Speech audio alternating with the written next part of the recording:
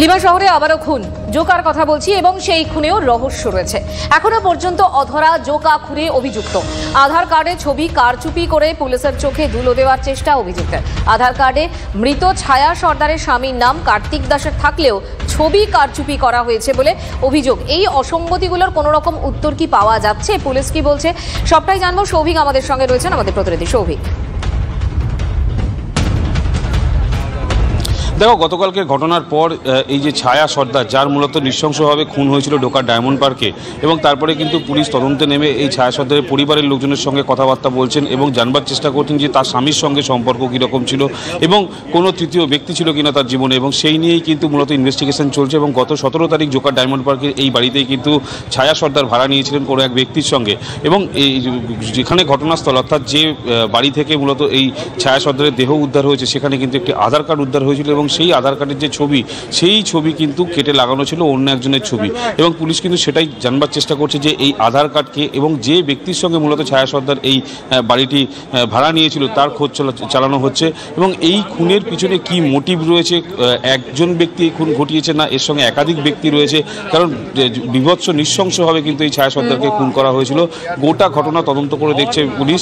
ছায়া সর্দারের পরিবারের লোকজনের সঙ্গে কথাবার্তা বলছেন এবং এলাকার যে সিসিটিভি ফুটেজ অর্থাৎ জোকার ডায়মন্ড পার্কে যেখানে এই ঘটনাটি ঘটেছে সেইখানে সিসিটিভি ফুটেজ খতিয়ে দেখছে কে বা কারা এই বিল্ডিং এ ঢুকেছিল। নজর থাকবে আমাদের। মৃতার পরিবার, বাবা কি বলছেন শোনাবো আপনাদের। একই সঙ্গে যে মিডলম্যানের মাধ্যমে এই মৃতা বাড়িটি পেয়েছিলেন, ভাড়া পেয়েছিলেন, তার বক্তব্য রইল।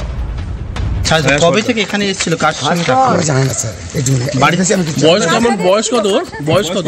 ওটা ওর মা বলতে পারে। কার্তিক হচ্ছে আমার জামাই। মানে ছায়া কি জামাই কার্তিকের সঙ্গে বিয়ে হয়েছিল? আপনি মহিলাকে কবে নিয়ে এসেছিলেন এখানে? 17 তারিখে। আমি স্ত্রী করি, ওখানে আসছে, ওরা বলছে ঘর কোথাও খালি আছে, তো যার বাড়ি সে বলছে আমার ঘর খালি আছে, কেউ লোক আসলে নিয়ে আসবে। তো নিয়ে আসলে যোগাযোগ করে দিয়েছি, ওনারা আধার কার্ড কাকা নিয়ে উনকে চাবি দিয়ে বলে থাকো। মহিলা কি একাই এসেছিলেন? না, ওই স্বামী স্ত্রী বলছে আমার বর আছে। ও বললো আমি একাই, আমার বর থাকবে, আমি आया काज करी। बस इतना ही हम जानता, और कुछ नहीं जानता। सुबह में वो बाड़ी वाला बुलाया, बोला जो इसमें क्या क्या हुआ, थोड़ा आगे देखो तो खून उन गिरा है। तो आगे देखता है जो तो उसको गला में बांध दिया, मुंह पूरा, और खून उनको गिरा है। तब वो पुलिस को फोन किया बाड़ी वाला। नीचे की रक्त पड़ा? हाँ, नीचे रक्त पड़ा ছিল। আর মহিলা নিচেই শোয়া ছিল। নিচে শোয়া ছিল। গায়ে কোথা থেকে রক্ত বেরোচ্ছিল? ওই মাথা দিয়ে দেখেন, মাথার পিছনে। হ্যাঁ। এই ঘটনায় স্থানীয়রা আতঙ্কে রয়েছেন, শুনবো কি বলেছেন এবং এখনো পর্যন্ত পুলিশের তরফ থেকে কি বলা হয়েছে সেটাও শুনবো। আতঙ্ক তো লাগছে এখন শুনে, কারণ আগে কোনোদিন আমরা এখানে শুনিনি যে এইরকম ঘটনা ঘটছে। তো প্রচুর এখন ফ্ল্যাট হয়েছে, প্রচুর ভাড়াটে আসছে, তো এখন কোনো ট্রেস থাকে না কে কোথা থেকে আসছে না আসছে। তো আতঙ্কিত সকলে। আজকে আমার মিসেস বলছিল ছেলে আমার রাত্রিবেলা আসে, ভিতর হয়ে গেছে। So far যেটুকু আমরা পেরি, it is suspected to be murder. দরজা ওয়াজ ওপেন, সকালে এটা ওপেন ছিল। ঠিক আছে। আর এমনি অ্যাপারেন্টলি দেখে কি মার্ডার মনে হচ্ছে আপনাদের?